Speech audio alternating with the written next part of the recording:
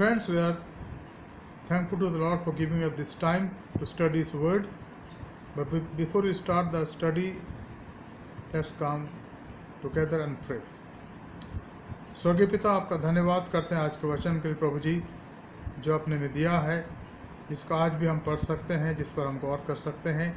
हमारी प्रार्थना है कि आज के स्टडी पर आपके आशीष हो। Lord, we thank you and praise you for this time that you have granted to us. As we study your word, we pray, God, thou would speak to us, Lord, in our mind, in our heart, so that we may understand the meaning of these words, Lord, and able to follow you day by day. प्रभु, हम इन वचनों के अर्थ को जानें और आपके पीछे विश्वास युक्त के साथ चलने वाले बन सकें। और मुझे बुद्धि और ज्ञान दे और हम सबको दे, ताकि वचन के गहराइयों को समझ सकें और इस पर चलने वाले बन सकें। कलीसिया के हर एक लोगों पर आपके आशीष हो प्रभु, खासकर जो बीमार है उनको चंगाई दें, और जो प्रभु कोरोना वायरस के इफेक्टेड है प्रभु, उनको भी चंगाई दें, ताकि हम सब प्रभु आप में बढ़ते जाएं और आपकी स्तुति आराधना कर सकें। हमारे उद्धारकर्ता प्रभु यीशु मसीह के पवित्र नाम से मांगते हैं, आमीन। Dear friends, today the portion has been taken for our study that is found in Acts of the Apostle chapter 22 and verses 12 to 30. Yesterday by mistake it was written chapter 21, but it was by mistake and I apologize for that. Our verse today and the chapter today for the study is Acts of the Apostle chapter 22 verse 12 to 30.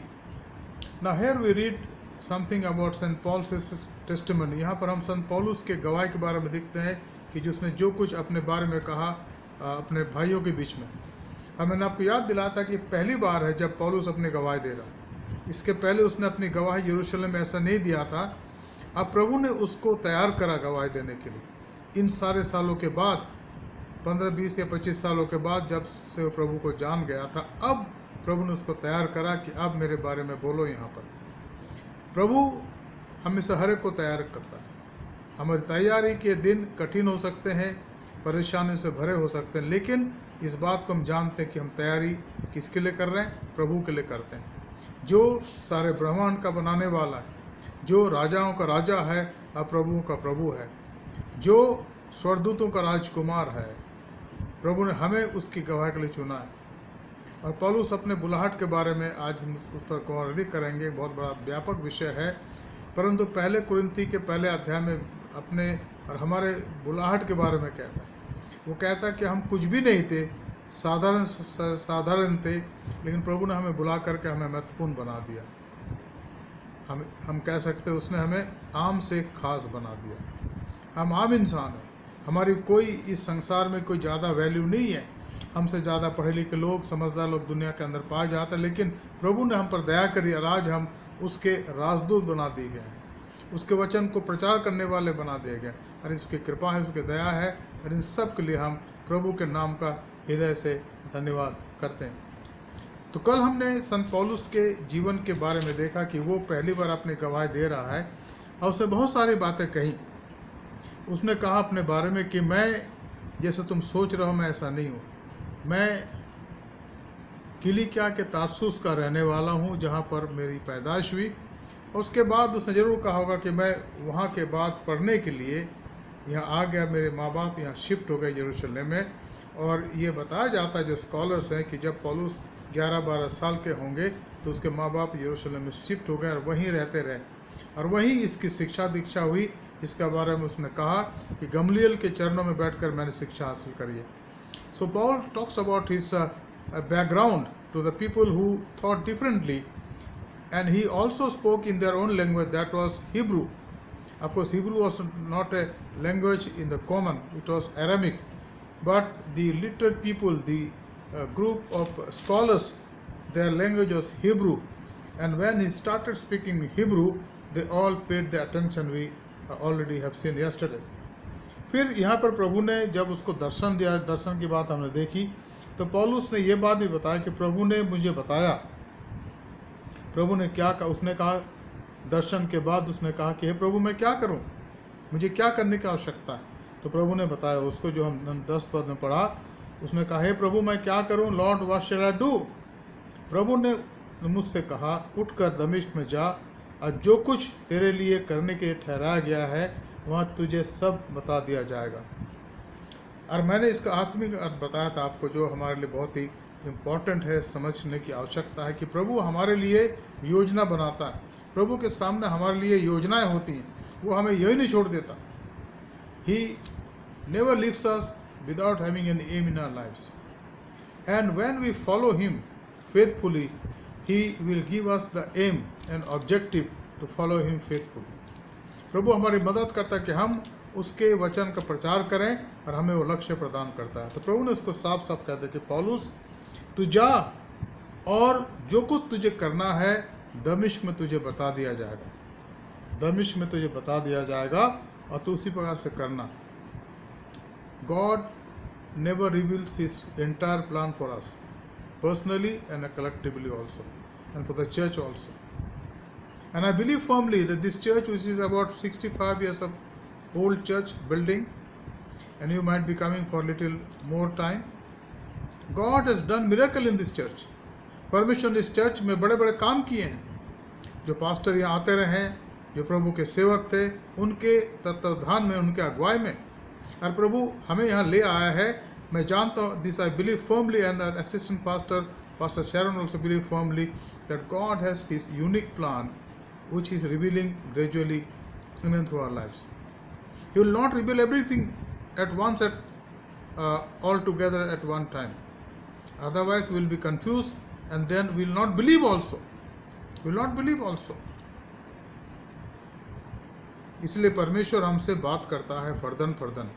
He talks with us gradually, slowly, and then when we follow him day by day, he keeps revealing his plan, and then we have to fulfill that.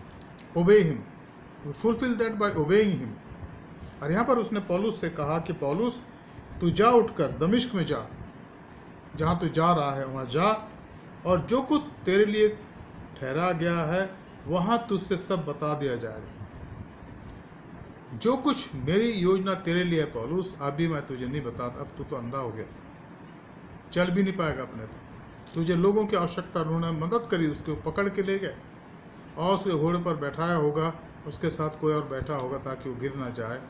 और फिर जब वो वहाँ पहुँचा तो प्रभु का एक दास वहाँ पर आया, जिसके बारे में पौलुस यहाँ पर वो कहता है कि जब मैं दमिश्क पहुँचा तो 12 पद में लिखा, तब हनन्याह नामक व्यवस्था के अनुसार एक भक्त मनुष्य जो वहाँ रहने वाले सब यहूदियों में सुनाम था, प्रभु ने उससे बात करी होगी कि जा तो उस जगह पर जा, दमिश्क में उस गली पर जा जिसको सीधी कहा गया, और वहाँ पर मेरा दास, मेरा सेवक प्रार्थना कर रहा है, पिछले 72 घंटों से प्रार्थना कर रहा है। और ये बता दिया गया था, और यहाँ पर वो उनको बताता, 12 पद में लिखा है, तब हनन्याह नामक व्यवस्था के अनुसार एक भक्त मनुष्य जो वहाँ रहने वाले सब यहूदियों में सुनाम था।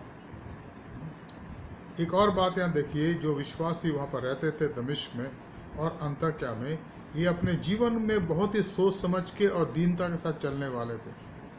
इनके जीवन में कोई घमंड, कोई लालच या लोगों को परेशान करने के लिए किसी कोई बात नहीं पाई गई। इन्हें प्रभु की तरफ देखना सीखा था, प्रभु की मर्जी को पूरा करना सीखा था, और प्रभु के लिए चलना सीखा था। तो उन्हीं में से एक व्यक्ति था, पौलुस कहता कि जब वो दमिश्क में पहुंचा तब वो उसके पास आया, जो वहाँ रहने वालों में सब यहूदी में सुनाम था, मेरे पास आया और खड़े होकर मुझसे कहा, हे भाई शाऊल। फिर देखने लगा। तो पहली बात हमने यहाँ पर देखी, पहली बात कि हनन्याह उसके पास आता है, और जो व्यवस्था के अनुसार एक बहुत ही धन्य व्यक्ति था, विश्वास व्यक्ति था, उत्तम दास था परमेश्वर का, और वहाँ के तमाम यहूदियों में वो सुनाम था, तमाम यहूदियों में सुनाम था। और जब वो उसके पास आया तो उसने पौलुस से बात करी। दूसरी बात यहाँ पर देखते हैं पद 13 में, वो मेरे पास आकर और खड़े होकर मुझसे कहा, हे भाई शाऊल। फिर देखने लगे। चाहे कुछ भी हो, लेकिन उस वक्त पौलुस के उसकी मन में दुविधा थी। शांति इसलिए थी कि प्रभु ने उससे बात करी, पर दुविधा इसलिए थी कि अब मैं क्या करूँगा, अंधा हो गया, मैं तो अंधा हो गया।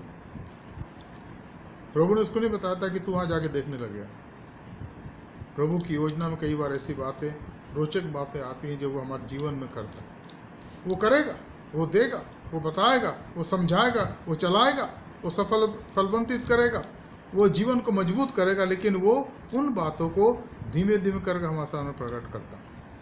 और जब हनन्याह उसके पास आता है, जो एक सुनाम व्यक्ति था, जो बहुत अच्छा व्यक्ति था, वहाँ के लोगों में सुनाम था, उसने आकर उसके पास खड़े होकर, यहाँ दूसरी बात हमने देखी, मेरे पास आया, पौलुस कहते हैं, और खड़े होकर मुझसे कहा, हे भाई शाऊल, देखने लगा। हे भाई शाऊल, जो तेरी सबसे महत्वपूर्ण आवश्यकता है उसकी पूर्ति अभी हो जाएगी। तू अंधा है, पिछले 72 घंटों से तूने किसी को देखा नहीं है, क्योंकि अचानक तेरे सामने अंधेरा छा गया और तेरी आँख की ज्योति जाती रही। लेकिन पौलुस, इस बात को जान कि वो तेरे लिए क्षणिक था। प्रभु तुझे मौका दे रहा था तेरे अंधेपन में कि तेरी आत्मिक आंखों को पूरी तरह से खोल दे। And sometimes it happens to us also. When we think that we can understand lot of things, we know lot of things, then He brings us down into that place where He said, Lord, I need your help. प्रभु, मुझे आपकी आवश्यकता है। अगर आप आवश्यकता की पूर्ति ना करें प्रभु, तो मैं समाप्त हो जाऊंगा। योना परमेश्वर के सामने से भाग गया और वो तरसीस को जाना चाहता था, और उस जहाज में जहाँ वो जिसमें वो यात्रा कर रहा था, उस समय बड़ा तूफान आया और जहाज हिलने लगा। हम इस सब बातों को पढ़ते हैं योना की किताब में। और तब परमेश्वर के वचन के अनुसार, उसकी योजना के अनुसार उन्होंने चिट्ठी डाली कि भाई ये तकलीफ किसके लिए आई है, और लिखा है कि योना के नाम निकली। तब उन्होंने योना को समुद्र में फेंक दिया, और वो जानते थे कि ये ख़त्म हो जाएगा। अब तो इस कोई जानवर खा लेंगे, मछली निगल जाएगा, कोई बड़े जानवर जो समुद्र में रहते निगल जाएगा, और अभी थोड़े दिन के समय के बाद ये समाप्त हो जाएगा। लेकिन उनको ये नहीं पता था कि इस तकलीफ में भी परमेश्वर ने एक मगरमच्छ को ठहराया है, एक बड़े मछली को ठहराया है। जब हम जैसे फेंकेंगे वो अंदर जाएगा और वहीं वो उसको निगल लेगा। और लिखा, अगर आप पढ़ें, बहुत ही रोचक प्रार्थना है योना की, कि वो मछली के पेट में, उस सड़ाहट में, उस बदबूमय स्थान में जहाँ पेट के अंदर जब भोजन सड़ता है, उसने परमेश्वर से प्रार्थना करी पश्चाताप कर। परमेश्वर ने फिर उसको मौका दिया, उसको नीनिवे के पास उससे जीव जंतु ने जो पानी में रहता था, उसने उसको उगल दिया, और वहाँ उसने 40 दिन तक प्रचार करा नीनिवे में। तो परमेश्वर अपने लोगों के लिए अजीबोगरीब तरीके से योजना बनाता है, लेकिन उसकी योजना सटीक है, उसकी इच्छा के अनुसार है और उसकी महिमा के लिए। इस बात को याद रखिएगा, उसकी योजना जो आपके लिए है वो सटीक योजना है, उसकी इच्छा में है और उसकी महिमा के लिए। केवल एक सवाल है कि क्या हम उसको स्वीकार करते हैं या उसको मना कर देते हैं, या उससे अपने आप को अलग कर देते हैं। अगर हम उसको मना कर देते हैं, उससे अपने आप को अलग कर देते हैं, तो नुकसान हमें होता है, मुझे हो। कई बार बहुत सारी बातें यहाँ पर बताई जाती है पासबान के द्वारा और प्रभु के सेवक के द्वारा, लेकिन हम उन बातों पर गौर नहीं करके हम सोचते हैं हम अपना करेंगे। जब हम अपना करते हैं, कार्यक्रम तो हो जाता है। जब मैं यहाँ पर आया तो यहाँ के एक भाई ने मुझसे कहा कि pastor, you know that this church has become a programme church, programme oriented church. You have to bring this church into the spiritual realm. अब उस समय से सोचने लग गया, और वो व्यक्ति बहुत जिम्मेदार व्यक्ति हैं, सीनियर है वो। अब मैंने सोच समझ के प्रार्थना के बाद करके अब जहाँ पर हम पहुँचे हैं, और आगे भी हम पहुँचेंगे, आगे भी जाएंगे।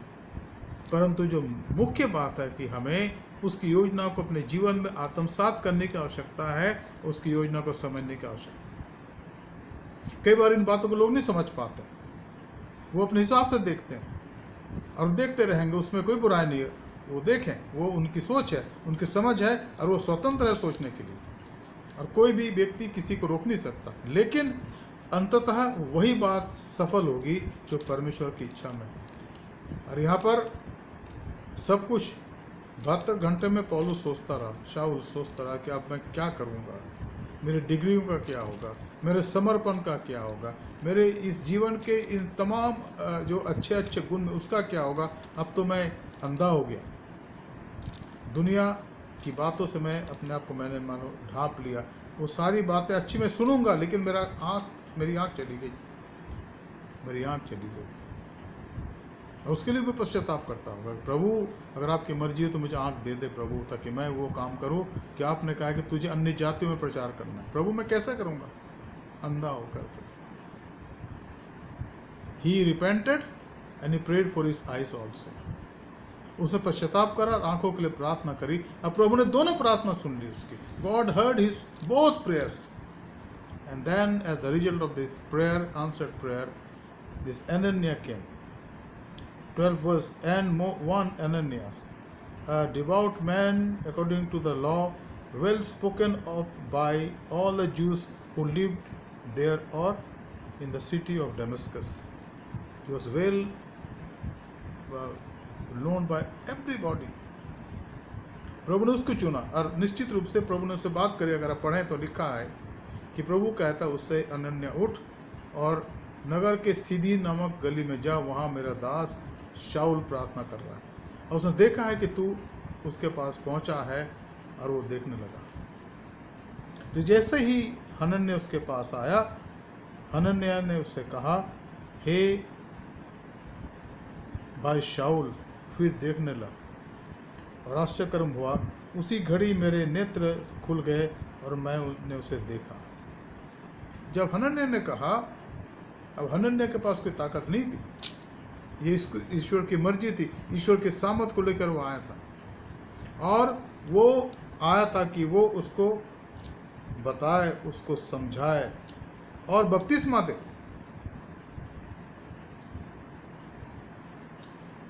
तो पौलुस कहता है, दूसरी बात हम देखते हैं 13 पद में, मेरे पास आया हनन्याह और खड़े होकर मुझसे कहा, हे भाई शाऊल, फिर देखने लगा। उसी घड़ी मेरे नेत्र खुल गए और मैंने उसे देखा। जब हम और आप उसकी मर्जी में चलते हैं, तो चाहे हमारे सामने परिस्थितियां बिल्कुल अस्पष्ट हो, परिस्थितियां बिल्कुल हमारे समझ से परे हो, लेकिन प्रभु उसी अस्पष्ट वातावरण में हमारे लिए स्पष्ट दर्शन निकालता है, हमारे लिए मार्ग खोलता है कि हम उसको देखें, उसके पीछे चलते चले जाएं। मित्रों, कभी कभी हमारे कलीसिया के बहुत सी बातों को देख करके हमें भी लगता है, पासवानों को, कि भाई अभी वातावरण कुछ ग्लूमी लग रहा है, धुंधला लग रहा है, लेकिन प्रभु उस धुंधले में से मार्ग निकालता है। ये जो बातें शुरू हुई पिछले 3 महीने से पहले, हमने किसी ने नहीं सोचा था, किसी ने नहीं सोचा था, हमारे मन के अंदर ये बात नहीं आई थी, लेकिन ऐसा हो गया, परमेश्वर ने होने दिया। और आगे चल के जो बातें होंगी वो हमारे भलाई के लिए होंगी। चाहे अभी हमें लग रहा है कि अनसर्टेनिटीज हैं और किसी बात की कोई श्योरिटी नहीं है, अब क्या होगा, कैसे होगा, क्यों हो रहा है ये, लेकिन प्रभु कहता है एक बात, भजन 46:10, चुप हो जाओ और जान लो, क्योंकि मैं परमेश्वर हूँ, मैं जातियों में महान हूँ। Dear friends, in spite of all the circumstances today we are facing, it looks gloomy, it looks dark, future is dark, our money strength is coming down, our resources are going down, our young people and people who had jobs, they have lost their jobs, the prices of real estate are coming down, and many things are happening today. Worldly speaking, we are towards destruction. Worldly speaking, सांसारिक रूप से हम विनाश की तरफ हैं, लेकिन not in the realm of God. He is the God of glorious hope. Trust in Him. इसलिए मैंने आपको कहा, भजन 46:10 में लिखा है, परमेश्वर ऐसे मौके के लिए कहता है कि चुप हो जाओ। O human being, O mortal being, just hold your peace, because I am great among the nations and I am great. मैं परमेश्वर हूँ. Know that I am God. I am great among the nations.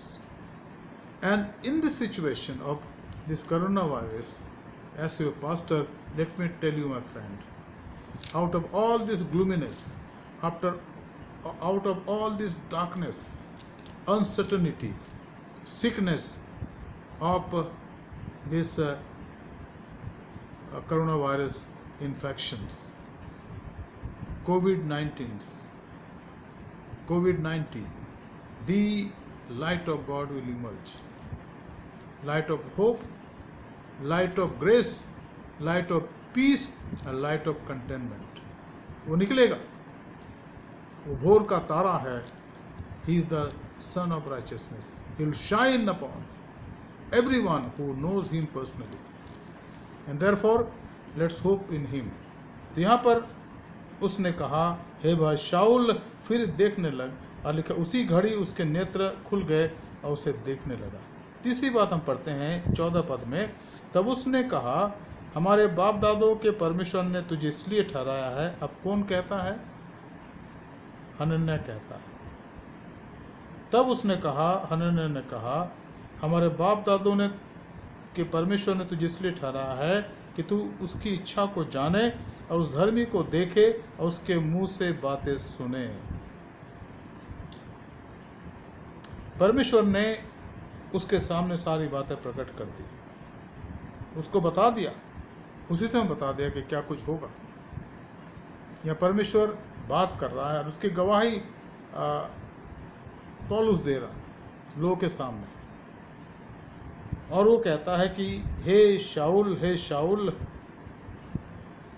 उस आगे कहा, हमारे बाप दादों के परमेश्वर ने तुझे इसलिए ठहराया है कि तू उसकी इच्छा को जाने और उस धर्मी को देखे और उसके मुंह से सुने, क्योंकि वो तू उसकी और से सब मनुष्य के सामने उन बातों का गवाह होगा जो तूने देखी और सुनी है.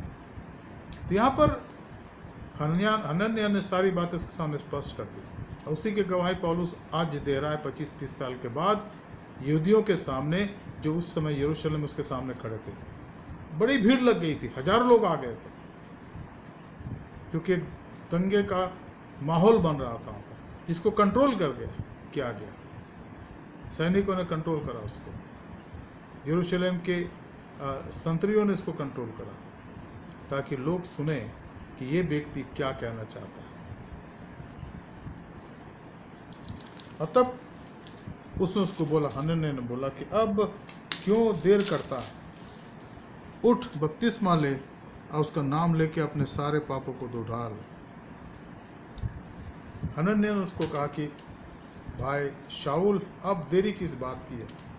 अब तूने सच्चाई को जान लिया है, अब तूने विश्वास भी कर लिया है, पिछले 72 घंटों से तू प्रार्थना कर. अब उठ, बपतिस्मा ले और उसके लिए अपने आप को तैयार कर, ताकि तेरे पाप धुल जाएं और तू पूरी तरीके से उसके लिए अर्पित हो जाए. और पौलुस को वहाँ बपतिस्मा दिया गया हनन्याह के द्वारा. हम यह पाते हैं अगली बात को, 17 पद में लिखा है, जब मैं फिर यरूशलेम में आकर मंदिर में प्रार्थना कर रहा था तो बेसुध हो गया. अब वो अब के बारे में बता रहा है, और उसको देखा जो कि वो मुझसे कहता है, जल्दी करके यरूशलेम से झट निकल जा, क्योंकि वो मेरे विषय में तेरी गवाही ना मानेंगे. इस समय की बात वो कर रहा है कि अब मैं जब यरूशलेम में आया और मैं यरूशलेम में आके प्रार्थना कर रहा था और बेसुध हो गया, तब प्रभु ने मुझे दर्शन में क्या बोला कि हे शाऊल, जल्दी करके यरूशलेम से झट निकल जा, क्योंकि वे लोग तेरी बातों में, मेरे विषय में जो तू बातें करता उसको नहीं माने. और अभी थोड़ी देर के बाद हम देखेंगे ऐसा ही हुआ. तो प्रभु ने सारी बातें पौलुस को बता दी थी कि अब उसके साथ क्या क्या क्या क्या होगा. जब आप और मैं उसके साथ चलते हैं तो हमारे जीवन की बातें प्रभु हमें समझा देता है कि हम आगे हमें क्या करना है. अगर हम नहीं चल रहे हैं तो ये बातें नहीं होगी.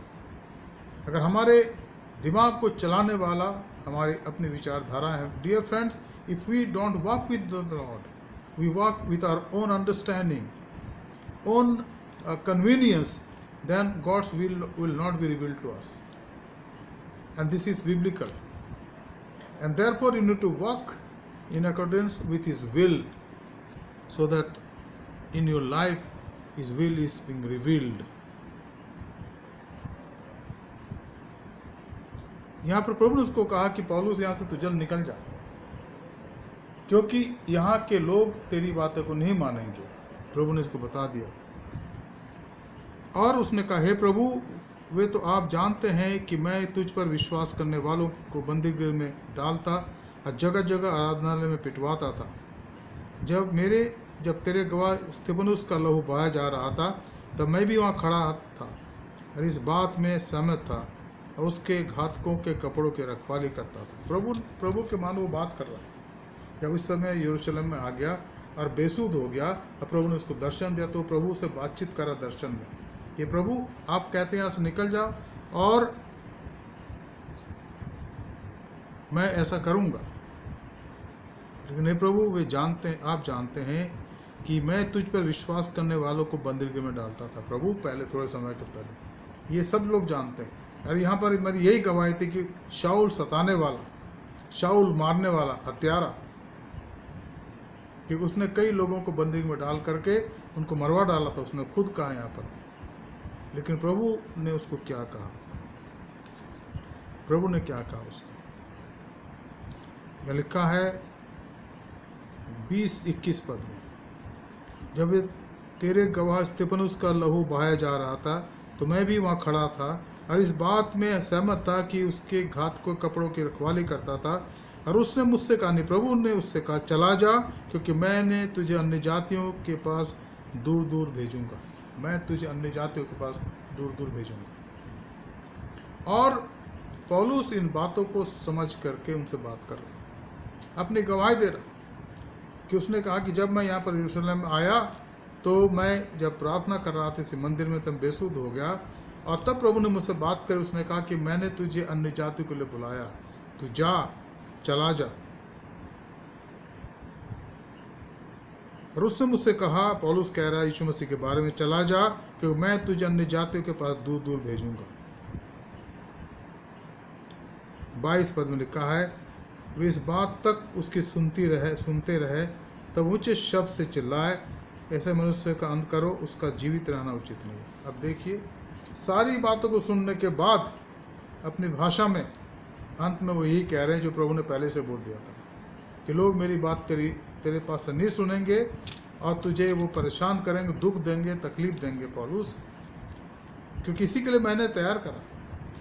मेरी योजना तेरे लिए यही है कि दुख से होकर अभी तक दुख से होकर निकलता है पौलुस। इन यात्राओं के अंदर तूने बहुत दुख से कोड़े खाए, पत्थर हुआ क्या गया तुझे, लेकिन याद रख पौलुस कि तू मेरी गवाही देगा, आगे तक देगा, अन्य जातियों के पास मैं तो दूर दूर भेजूंगा। और यह लिखा है कि जब वे इस बात तक तो सुनते रहे, लेकिन इसके बाद ऊंचे शब्द से चिल्लाए, ऐसे मनुष्य का अंत करो, उसका जीवित रहना उचित नहीं। अब इसका कोई आधार नहीं यहाँ पर कि पौलुस का विरोध कर रहे हैं, उसके लिए कोई आधार नहीं यहाँ पर, क्यों विरोध कर रहे हैं। लेकिन ये लोग विरोध करते रहे और क्या कहते रहे? लिखा है कि जब वे चिल्लाते और कपड़े फेंकते और आकाश में धूल उड़ाते थे, एक स्थिति भयावह हो गई। अब तक तो शांत रहे, लेकिन अचानक चिल्ला उठे सब कि इसका अंत करो, इसको मार डालो, इसको खत्म कर दो, ये जिंदा रहने के योग्य नहीं है। प्रभु ने इसके बारे में उसको पहले ही बता दिया था। Lord has already caution him, Paul, people you are talking about me, the witness that you have because of my revelation to you, but be sure, Paul, they will not listen to you for long, and they will be against you. And that's what happened. The same thing happened within moments of time. Things became changed and they started shouting against him. 24 पद में लिखा है, पलटन के सरदार ने कहा, इसे गढ़ में ले जाओ और कोड़े मारकर जांचो कि मैं जान लूँ कि लोग उसके कारण उसके विरोध में ऐसा चिल्ला रहे हैं, क्यों चिल्ला रहे हैं। उन्होंने कहा कि इसको ले जाओ और कोड़े मारो। और अब जानते थे कोड़े मारने का मतलब होता है 39 कोड़े, 39 कोड़े। अब पौलुस ने कहा भी है कि मैंने 5 बार यहूदियों का हाथ से 39 कोड़े खाए। उसने कहा है अपने दुख के बारे में। दूसरे कुरिन्थी के अंदर हम पढ़ते हैं इन सारी बातों को। लेकिन जब ये आज्ञा दी गई सुबेदार की तरफ से, तो यहाँ लिखा है 25 पद में, जब उन्होंने उसे तस्मों में बांधा तो पौलुस ने उस सुबेदार से जो पास खड़ा था कहा, क्या ये उचित है कि तुम एक रोमी मनुष्य को, और वो भी बिना दोषी ठहराए, उसको कोड़े मारो? अब यहाँ पर पौलुस अपने उस अधिकार का उपयोग करता है जो वीटो के पावर को रोकना था। उसके पास रोमी नागरिकता थी, और उन दिनों में रोमी नागरिकता को होने का मतलब है बहुत बड़ा व्यक्ति, उसका स्तर बड़ा था समाज में, क्योंकि वो कैसर से उनकी नागरिकता का की जो बात थी, वो उसकी गारंटी कैसर का होना था कि वह कैसर का व्यक्ति है, ये रोमी नागरिक है। इसलिए यहाँ लिखा है कि ये सब डर गए, सब डर गए। सूबेदार ने यह सुनकर पलटन के सरदार के पास जाकर कहा, तू ये क्या करता है? ये तो रोमी मनुष्य है। तब पलटन के सरदार ने उसके पास आकर कहा, पौलुस के पास, मुझे बता कि तू रोमी है? उसने कहा, हाँ। ये सुनकर पलटन का सरदार ने कहा, मैंने तो रोमी होने का पद बहुत रुपया देकर पाया है। पौलुस ने कहा, मैं तो जन्म से रोमी हूँ। परमेश्वर का सेवक ये उनसे हमेशा ऊपर ही रहता था, तर्क में और यहाँ पर औहदे में भी। सूबेदार कहता है कि मैंने ये अधिकार पैसे देकर पाया। रोमी नागरिकता बिकती थी, और वो बहुत से लोग जो उसके नागरिक नहीं थे, रोमी नागरिकता को प्राप्त करने के लिए पैसा खर्च करते थे, और ये सूबेदार उनमें से एक था। लेकिन यहाँ सूबेदार से कह रहा है पौलुस कि मैं तो बचपन से ही, जन्म से ही रोमी हूँ। Tremendous testimony, a great testimony of a man who proclaimed the good news, was able to bear all these atrocities thus far for last 10 to 15 years or 20 years. Now he says, I'm a Roman citizen, and he was Roman citizen.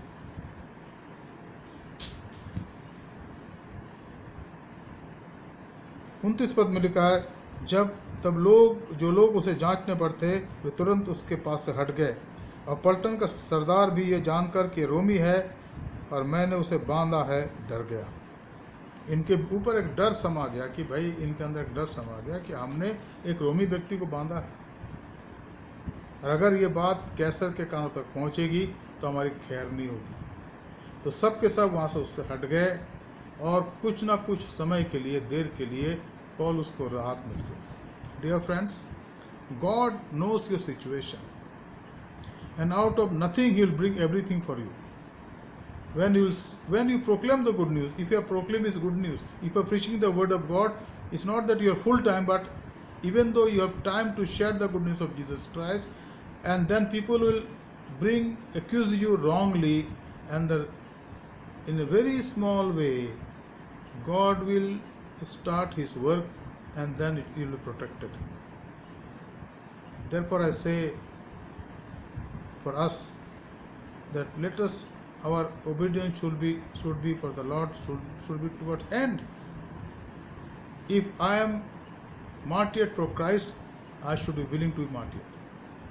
इसलिए मैं कहता हूँ, क्योंकि अगर प्रभु की मर्जी है तो होने देगा। आप हमेशा याद रखिएगा, शद्रक, मेशक, अबेदनगो की गवाही, उन्होंने क्या कहा राजा से, नबूकदनेस्सर से कि हे राजा, तुझे मालूम हो कि हमें इस बारे में तुझसे बात करने की आवश्यकता नहीं है, क्योंकि जिस परमेश्वर की हम उपासना करते हैं वो हमें इस आग से बचा सकता है। यहाँ तक तो समझ में आता है। लेकिन अगर ना भी करें तो भी हम तेरे ऊपर इस मूर्ति की उपासना नहीं करेंगे। कल ही रविवार का दिन था, मैं बाइबल स्टडी ले रहा था, और इसको कुछ लोगों ने देखा, दानिएल की किताब के 3 अध्याय में से, और कल ही हमने इस बात को अच्छे से समझाया कि ये जो प्रभु के सेवक गण थे, उनके मन में प्रभु के लिए जो धुन थी वो उससे ऊपर और कुछ नहीं था।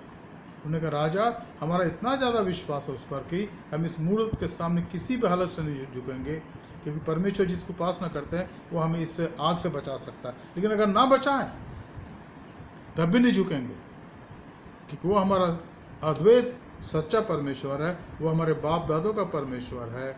उसने अब्राहम से बात करी, उसने मूसा से बात करी, उसने दाऊद से बात करी, और वो आज हमसे बात कर रहा है कि हम किसी प्रकार से भी इस माहौल में, इस माहौल को देखकर जहाँ सब लोग तेरे सामने झुक रहे हैं, तेरी मूर्ति के सामने झुक रहे हैं, हे राजा, हम भी झुक सकते हैं, लेकिन हम नहीं झुकेंगे, क्योंकि हमारा राजा स्वर्ग में है। हम उसके सिंहासन सामने झुकते हैं, उसके सामने झुकते हैं। तब वो एक बहुत बड़ा आश्चर्यकर्म हो गया। 3 जनों को उस आग की भट्टी में, जिसको 7 गुना धधका गया था, और जिसकी आंच से वो भी जल मरे जो उनको डालने गए थे सिपाही लोग, लेकिन ये अंदर फेंक दिए गए। जब वो खड़े हुए तो उन्हें चौथे व्यक्ति को भी देखा जो पहले से वहाँ पहुँचा हुआ था। और राजा नबूकदनेस्सर कहता है कि अरे, हमने 3 लोगों को डाला, ये चौथा कहाँ से आ गया? और चौथा का जो मुखड़ा है वो ईश्वर के पुत्र के समान है, ईश्वर के पुत्र के समान है। और वो आग में जो धधका गया था, ऐसे घूम रहे जैसे बाग में घूम रहे। और जब उनको निकाला गया, राजा खुद उठ के गया और कहा, हे शद्रक, हे मेशक, हे अबेदनगो, निकल कर आओ। वहाँ लिखा है कि जलने की एक बूंद उनके ऊपर से उनके शरीर में नहीं पाएगी। उनके मोजे ठीक थे, उनके बाल और उनके शरीर सब कुछ, उनके तमाम रोए ठीक थे, कुछ नहीं हुआ था। उस तकलीफ में प्रभु खुद वहाँ पर पहुँच गया।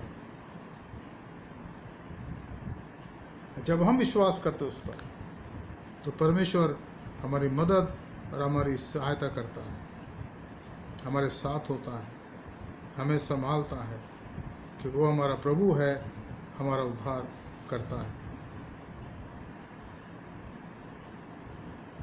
और यहाँ पर पलटन के सरदार ने कहा कि हमें तो रोमी होने का पद मैंने बहुत रुपया देकर पाया, परंतु तू कहता है तू जन्म से रोमी। इसलिए वो सारे लोग उसके जो जांचने के लिए थे, और जिन्होंने आज्ञा दी थी इनको कोड़े मारा, सब कुछ छोड़ दिया उन्होंने, और पौलुस को वहाँ अकेला छोड़ दिया।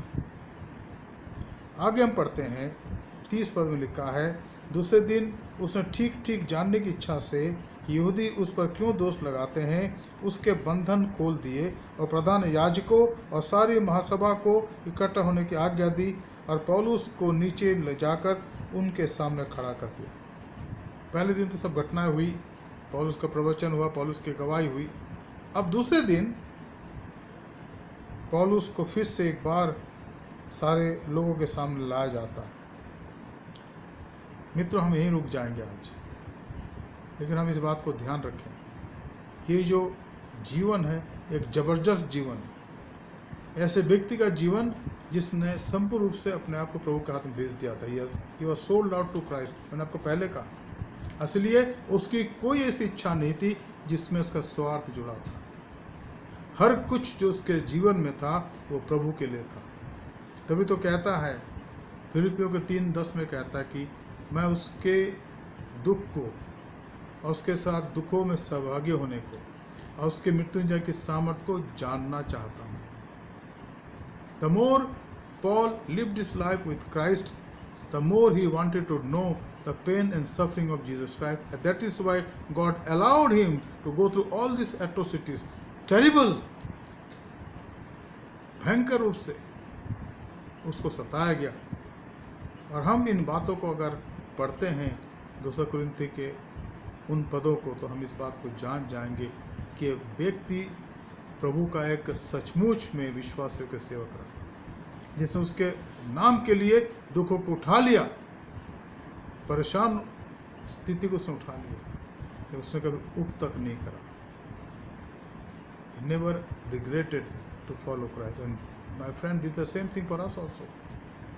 Even today, I am running about 63. I have not seen anyone, a genuine Christian, saying, I regret because I started following Christ. किसी ने नहीं कहा, और कोई कह नहीं सकता। क्यों? क्योंकि उसने सच्चाई को जान लिया है, वो आज़ाद हो गया है। जब आज़ाद हो गया है तो शांति, आशा, स्वर्ग राज्य की तमाम बातें वो अपने सामने देखता है और उन पदों को देखता है जहाँ पौलुस कहता है कि मेरे प्रिय भाइयों, हे मेरे प्रिय भाई, दृढ़ अटल रहो, अब प्रभु के काम में सर्वदा बढ़ते जाओ, क्योंकि तुम जानते हो कि तुम्हारा परिश्रम प्रभु में व्यर्थ नहीं है। और ये पौलुस आज अपनी गवाही दे रहा है। मित्रों, हमने आज 3-4 बातों को देखा, और हमने इस बात को समझने की कोशिश करी कि पौलुस का समर्पण कितना मजबूत था। क्या ये आपका भी समर्पण है? हमें अपने आप को जांचने की और अपने आप को प्रभु के चरणों में रखने की आवश्यकता है ताकि हमारा जीवन उसकी मर्जी में हो जाए और हम उसके साथ चलते बने, उसकी महिमा करते चले जाएं। आइए हम प्रार्थना करें। धन्यवाद, स्तुति और महिमा के योग्य पिता परमेश्वर, स्वर्ग और पृथ्वी के स्वामी, हम आपका धन्यवाद करते प्रभु कि आप हमें जीवन का वरदान देते हैं। प्रभु, आप हमें संभालते हैं। हम धन्यवाद देते हैं संत पौलुस के जीवन के लिए प्रभु जी, जो अपनी गवाही को अपने लोगों में विश्वास से युक्तता के साथ देता रहा, ताकि लोग इस बात को जानें कि ये व्यक्ति हम में से है, हमारे शहरों का है, हमारे भाई बहनों में से है, हमारे प्रिय लोगों में से है, लेकिन ये प्रभु के दर्शन को पाने वाला व्यक्ति है जिसने इसके जीवन को बदल दिया, परिवर्तित कर दिया। ये प्रभु इस एफएसएल मेथोडिस्ट चर्च के लिए प्रार्थना करते प्रभु, हमें से बहुतों की ये अनुभूति हो जाए प्रभु कि हम आपके विश्वास से सेवक बन जाए प्रभु, और आप में बढ़ने वाले बने। इन दिनों में जब प्रभु चारों तरफ कोरोना वायरस का डर है, भय है प्रभु, आप हमें उस डर और भय से बचाएं। आप हमें हमारी रक्षा करें प्रभु जी। Lord, we pray for all of us who are going through this hard days. Even before 3 months, we had not dreamt that these things will take place in our lives. But this has started, Lord. We don't know how long it will be. But we pray for the completely eradication of the coronavirus in the name of Jesus. So it is no more. And Lord, your people and the world may live peacefully. But Lord, we pray, let your holy will be done. In everything. In everything. In everything. We thank you, Lord, that you heard our prayer. We pray for the word that has come to us, Lord, as we meditated upon it. हम चाहते प्रभु कि इनकी बातें हमारे अंदर घर कर जाए प्रभु, और हम इसके अनुसार चलने वाले बन सकें। हमारे धन्यवाद को स्वीकार करें, हमारे उद्धारकर्ता प्रभु यीशु मसीह के पवित्र नाम से मांगते हैं, आमीन। Dear friends, we have some announcement to make. This Bible study will go on, and the time is 7:30 p.m. every day, and on Sunday we have twice a month Bible study on the book of Daniel now, and the time is again 7:30 second and fourth Sunday. Dear friends, I have two more announcements to make. One is that our WCS sisters wants to have virtual WCS meeting, regular meeting at 4:30 for 40 minutes from 20th June 2020. And request for the detail, kindly contact Mrs. Vinita Wilson, who is the president of our WCS, so that everything that is going to take place you may know. हमारे WCS के बहनों की तरफ से एक सूचना है कि 20 जून से उनकी वर्चुअल मीटिंग जो जूम के द्वारा शुरू होगी, और ये 4:30 बजे शुरू होगी और 40 मिनट की मीटिंग होगी। तारीख और डेट या डे वो आपको बताएंगे, तो मेहरबानी से हमारी बहनों से निवेदन है कि वो इस बात को भी याद रखें। साथ ही साथ हमारे M-Vibe के बच्चों की मीटिंग रेगुलर हो रही है जूम के द्वारा, और मैं भी चाहता ऐसे पासवान उसमें भाग लूँ जूम के द्वारा, ये अच्छा रहेगा। तो मैं चाहूँगा हमारे सारे बच्चे जो M-Vibe के हैं, अगर आप इसमें भाग लेना चाहते हैं तो आपका हार्दिक स्वागत है। आप भाई उत्कर्ष से संपर्क करें और वो आपको डिटेल इसके बारे में बताएंगे। एक बहुत ही दुख की बात कि हमारे एक बहुत आदरणीय भाई जो हमारे साथ काफ़ी साल तक जुड़े रहे भाई ज्योतिष कुमार लोचन कल यानी 15 जून को दोपहर के समय जब हॉस्पिटल में एडमिट थे, उनका छोटा ऑपरेशन था, वहाँ दोपहर को प्रभु पास चले गए, और आज दोपहर को उनका फ्यूनरल क्रिश्चियन सेमेटरी फरीदाबाद में किया गया। भाई लोचन बिहार के रहने वाले थे और यहाँ दिल्ली में फरीदाबाद में वो आके बस गए थे, और कुछ सालों से उनकी मेंबरशिप शादरा मेथोडिस्ट चर्च में थी, जहाँ मैं उनका पासवान 2 साल तक रहा। तो उनकी सेवाओं के लिए हम प्रार्थना का धन्यवाद देते प्रभु का। हम प्रार्थना करें मिसेस शांति लोचन के लिए, उनकी पत्नी के लिए, और उनकी 2 बेटियों के लिए, उनके परिवारों के लिए, और उनके बेटे और उनके परिवार के लिए। प्रभु उनको शांति दें और अपना अनुग्रह उनको प्रदान करें। हम प्रार्थना करें हमारे देश के अगुओं के लिए, हमारे राष्ट्रपति, हमारे प्रधानमंत्री, हमारे राज्यपालगण, हमारे मुख्यमंत्री, हमारे MPs MLAs और तमाम पुलिस के लिए, सेना के लिए, कि जो भी इंतजाम वो करते हैं वो देश की उन्नति के लिए हो और आम जनता के उन्नति और फायदे के लिए। साथ ही साथ हम प्रार्थना करेंगे अपने कलीसिया के अगुओं के लिए, मैसेज चर्च इन इंडिया के लिए और तमाम कलीसियाओं के लिए।